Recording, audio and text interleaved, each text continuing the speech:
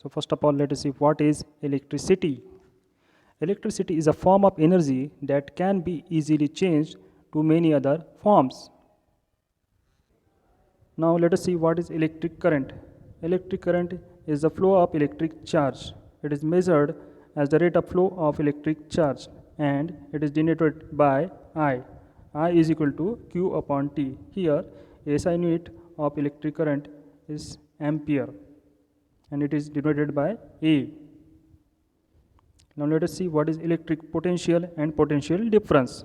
Here electric potential is nothing but work done in moving a unit charge from infinity to a point.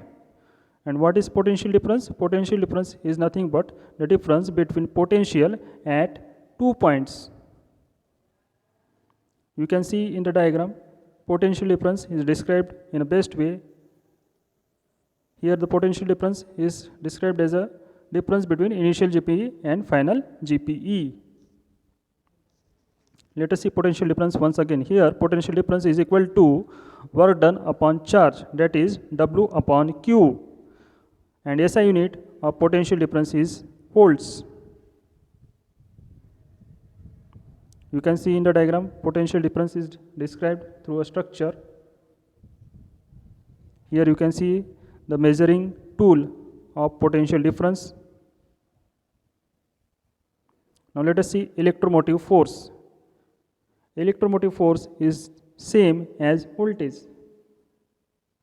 Means here the value of voltage and electromotive force are same. Here electromotive force refers to the amount of energy supplied by the electric source. Example is battery. Now let's see how does an electrical appliance work. To make an electrical appliance work, electricity must flow through it. The path along which the electric current moves is called as the electric circuit. Here we can see the component symbols of a cell. The cell stores chemical energy and transfers it to electrical energy when a circuit is connected. Here the long line is the positive terminal while the short line is a negative terminal of that cell. Now let us see about switch. A switch can be open or closed as shown in the figure. When the switch is open, the circuit is incomplete, that is, no electricity flows through it. Let us see about bulb or lamp. The lamp lights up when electricity flows through it. The lamp lights up when electricity flows through it. Let us see about wires. The wires which carry electricity consist of two parts. First one is the metal wires, which are called as conductors, while the plastic coating around the metal wires is called as insulator. Now let us see about resistor. A resistor can change the amount of current in a circuit. In a variable resistor, the resistance can be changed. So there are two types of resistors. One is simple resistor and another is variable resistor. You can see in the diagram various resistors are there. Now let us see about fuse. A fuse is a safety device. When the current is too high, the fuse breaks. Here in the diagram, you can see many circuit symbols of voltmeter, ammeter, variable resistor, switch, bulb, motor, cell, and battery. Now let's see what is ammeter. It must be connected in series in the circuit. Positive side of ammeter must be connected nearest to the positive terminal of the battery and vice versa. Now let's see what is voltmeter. Voltmeter must be connected in parallel to the circuit. The positive side of voltmeter is connected to the positive terminal of the cell. Let's see about Ohm's law. At constant temperature, current flowing through a conductor is directly proportional to potential difference across its ends. So V is directed proportion to the I, and V upon I is equal to constant, that is equal to resistance. That's why V is equal to IR. Here R denotes resistance.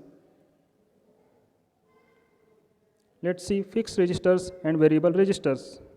Fixed resistors have only one resistance value, while variable resistors can be adjusted to change the resistance. For example, rheostat.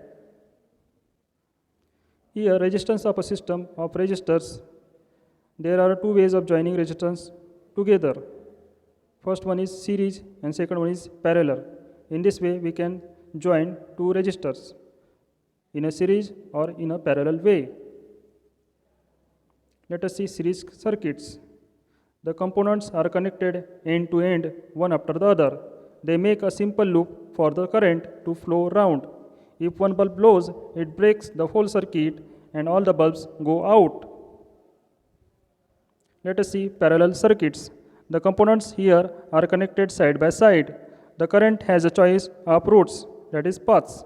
If one bulb blows, there would still be a complete circuit to the other bulb, so it says lit.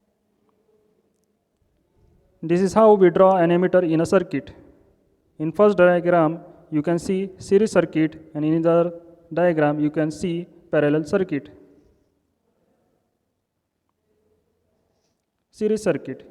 In series circuit, current is the same at all the points in the circuit, while in parallel circuit, current is shared between the components.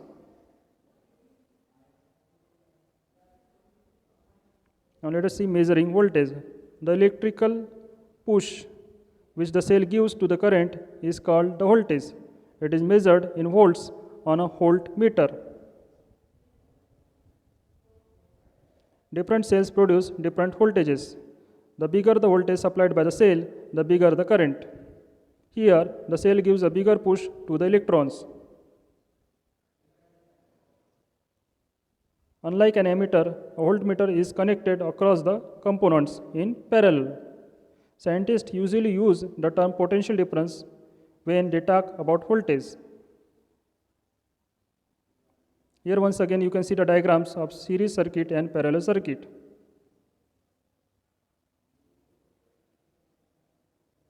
Once again see voltage is shared between the components in series circuit, while voltage is same in all the parts of circuit in parallel circuit.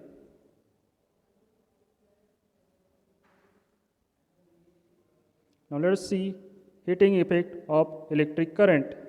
When an electric current flows through a wire, the wire heats up. Electric energy has been converted into heat energy. The greater the resistance of the wire, the greater the amount of heat produced. This heating effect is used in common electric appliances like iron and electric kettle. The work done in moving the charge Q through a potential difference V is VQ.